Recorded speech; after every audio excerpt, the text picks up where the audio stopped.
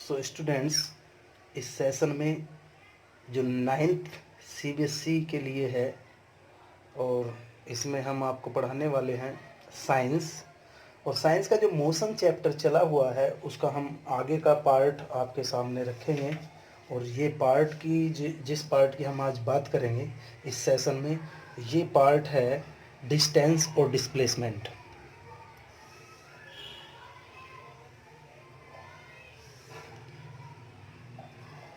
Distance and displacement, ये दो main यहाँ पर कॉन्सेप्ट हैं जिनके बारे में आज हमें क्लियर करना है। और इन चीज़ों को समझने से पहले एक एग्जाम्पल यहाँ पर ज़रूर देखें सभी बच्चे। सपोज़ करिए यहाँ एक पॉइंट है ए और कोई बॉडी या कोई ऑब्जेक्ट यहाँ से स्टार्ट करता है चलना और वो पहुँच जाता है बी पॉइंट पर। और बी पॉइंट से वो चलना स्टार्ट करता है इधर की डायरेक्शन में और वो पहुँच जाता है सी पॉइंट पर। और ए से बी की जो लेंथ है 10 metre and then 8 metre. Suppose करिए कि वो ए से बी तक 10 मीटर चला जाता है जो लेंथ है, और यहाँ बी से सी तक जाता है वो 8 मीटर है। तो यहाँ से यहाँ तक यानी कि 10 और प्लस 8, ये जो एक्चुअल पाथ है जो ट्रैवल किया है किसी भी बॉडी ने, जो एक्चुअल ट्रेवल्ड पाथ है यानी कि 10 plus 8, it is distance. But वो रियल में कहा गया है, जो मिनिमम डिस्टेंस है वो यहाँ की यानी कि ये है, यानी कि वो जो बॉडी है वो ए से सी तक चला गया है। सपोज़ करिए ये जो डिस्टेंस है वो 12 मीटर है, तो जो डिस्प्लेसमेंट होगा वो ए से सी के बीच की दूरी होगी। एक एग्जांपल और ले लेते हैं और ये एग्जांपल देखेंगे ध्यान से। सपोज़ करिए कोई ऑब्जेक्ट यहाँ से स्टार्ट करता है चलना, ये पॉइंट फिर हम ए मान लेते हैं, और यहाँ से वो चलना स्टार्ट किया और वो इस तरीके से एक सर्कुलर पाथ में ट्रेवल करता है और वो बाद में यहाँ पर ही आ जाता है। यानी कि यहाँ से यहाँ तक का जो इसका जो सर्कल है, इसका जो सर्कमफ्रेंस है वो क्या है, सपोज़ करिए वो 20 मीटर है।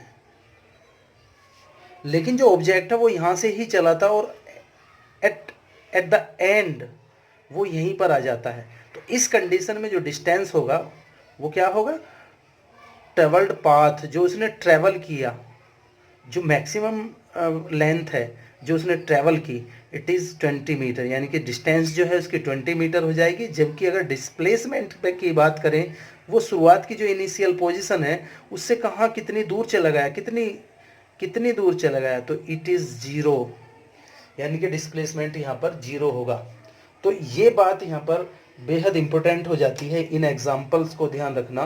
तो अब हम शुरू करते हैं कि डिस्टेंस है क्या। डिस्टेंस की अगर मैं बात करूँ, पहला पॉइंट यहाँ पर मैं लिखूँगा, पहला पॉइंट है ये, और ये पॉइंट में मैं लिखूँगा द एक्चुअल पाथ और length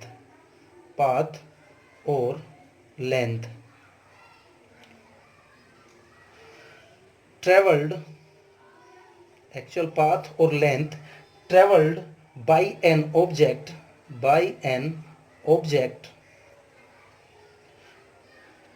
from initial position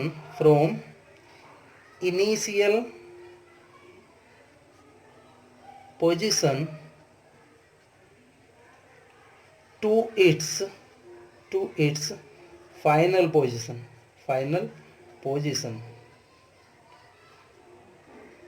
is called distance। कहने का मीनिंग ये है, जो एक्चुअल पाथ है, देखो ध्यान से देखें, जो एक्चुअल पाथ है यानी कि जो भी यहाँ पर हमने देखा था कि ए से बी तक गया और बी से सी तक, तो एक्चुअल पाथ क्या है, दिस इज एक्चुअल पाथ। ये 10 और 8 यानी कि 10 प्लस 8 डिस्टेंस है, ये 18 जो मीटर हुई है वो डिस्टेंस है। तो जो एक्चुअल पाथ है या लेंथ है जो किसी ऑब्जेक्ट ने तय की है, कहाँ से, शुरुआती पॉइंट से लेकर के लास्ट के जो फाइनल पॉइंट है वहाँ तक। तो पहले इस तरीके से गया, इस डायरेक्शन में गया, and then it travel into the direction of C, from B to C. तो इस कंडीशन में ये दोनों को हम जोड़ देंगे तो वो टोटल डिस्टेंस यहाँ पर हमें मिल जाएगी। लेकिन अगर डिस्प्लेसमेंट की मैं यहाँ पर बात करता हूँ तो व्हाट इज डिस्प्लेसमेंट, डिस्प्लेसमेंट की अगर मैं बात करूँ, द मिनिमम लेंथ किस चीज़ की लेंथ है, travelled by a body, travelled by a body, कहाँ से, from initial to final point, from initial to final point is called displacement, ये डिस्प्लेसमेंट है। फिर मैं यहाँ पर दोबारा से आपको इस एग्जांपल में ले जाना चाहूँगा। आपने देखा कि यहाँ से यहाँ तक गया और फिर ये टोटल तो हुआ डिस्टेंस, लेकिन ए से अगर हम सी तक यहाँ पर मेज़र करते हैं, it is displacement and it is 12 metre.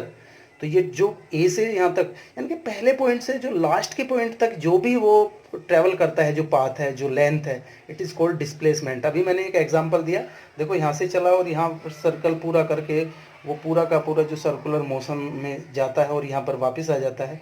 लेकिन जो भी यहाँ पर उसने डिस्टेंस, जो भी लेंथ उसने ट्रैवल की है, it is called distance and it is 20 metre, but it the object comes into the same point, यानी कि ए से चला और ए पर ही आया, तो डिस्प्लेसमेंट इस कंडीशन में 0 होगा। ये ध्यान देने वाली बात यही है यहाँ पर कि डिस्प्लेसमेंट जो है 0 भी हो सकता है। यही हम यहाँ पर दूसरा डिफरेंस लिखने वाले हैं स्टूडेंट्स। दूसरा डिफरेंस क्या है, डिस्टेंस और इसकी बात करूँ मैं, इसमें क्या है, डिस्टेंस कैन नॉट बी 0 और नेगेटिव,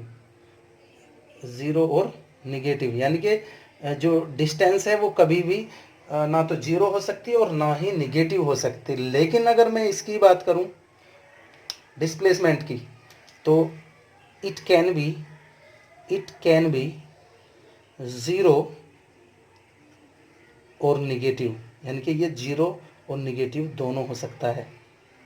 नेगेटिव कैसे हो सकता है, आप देखेंगे, आप तैर रहे हैं, एक पॉइंट पर हैं आप और आप तैर रहे हैं और नदी के बहाव जो है, जो फ्लोइंग है उसके अपोजिट आप तैर रहे हैं, तो आप देखते हैं कि कुछ समय बाद आप जो एक्चुअल पॉइंट आपका ए है उससे आप पीछे की तरफ आ जाते हैं, क्योंकि नदी का जो बहाव है वो बहुत तेज़ है, तो आपको वो जो इनिशियल पॉइंट है उससे भी पीछे ले आता है। कहने का मतलब डिस्प्लेसमेंट नेगेटिव भी हो सकता है, लेकिन डिस्टेंस कभी ना तो नेगेटिव हो सकती और ना ही कभी 0 हो सकती और ना ही कभी नेगेटिव, और ये 0 भी हो सकता है, ये नेगेटिव भी हो सकता है। तीसरे डिफरेंस की मैं यहाँ पर इन दोनों के बीच में बात करूँगा। ये बातें बिल्कुल ध्यान से देखेंगे क्योंकि ये काम आने वाली चीज़ें हैं और इससे एग्ज़ाम से रिलेटेड अगर मैं बात करूँ, ये एग्ज़ाम में भी पूछी जाती हैं, तो सभी बच्चे इसे ध्यान से देखेंगे। It is a scalar quantity, यानी कि ये स्केलर क्वांटिटी है। स्केलर मैंने अभी पहले ही बता दिया था, जिसमें केवल मैग्नीट्यूड की जरूरत पड़ेगी। डिस्टेंस किसी भी डायरेक्शन में हो सकती है, उसकी डायरेक्शन हमें बताने की नीड नहीं होती, जबकि it is a vector quantity. अगर तीसरे पॉइंट की बात करूँ, इट इज़ अ वेक्टर, इसमें दोनों की आपको ज़रूरत पड़ेगी, डायरेक्शन की भी। वेक्टर क्वांटिटी है ये डिस्प्लेसमेंट, क्योंकि इसमें डायरेक्शन और मैग्नीट्यूड या यूनिट उसके दोनों बतानी आपको पड़ेंगी। तो ये बात ध्यान देने वाली है। एक स्केलर क्वांटिटी है यानी कि डिस्टेंस, और ये डिस्प्लेसमेंट एक वेक्टर क्वांटिटी है। फोर्थ पॉइंट की मैं बात करता हूँ और ये लास्ट पॉइंट भी हो सकता है। इसकी जो यूनिट है वो मीटर है, इसकी जो यूनिट है मीटर। और स्टूडेंट कमाल की बात तो ये है, डिस्प्लेसमेंट की यूनिट भी मीटर है। तो ये जो हमने डिफरेंसेस आपको यहाँ पर क्लियर किए हैं कि डिस्टेंस और डिस्प्लेसमेंट में क्या क्या अंतर हैं, I hope you will understand. आप समझ जाओगे इसे आसानी से। एक दो बार वीडियो को देखिए, प्रॉब्लम आएंगी, लेकिन एक दो बार देखने के बाद चीज़ें आपके क्लियर होती चली जाएंगी। आई होप आप इसे बार बार देखेंगे और क्लियर करेंगे। इसी बात के साथ आज के लिए इतना ही। Thank you very much.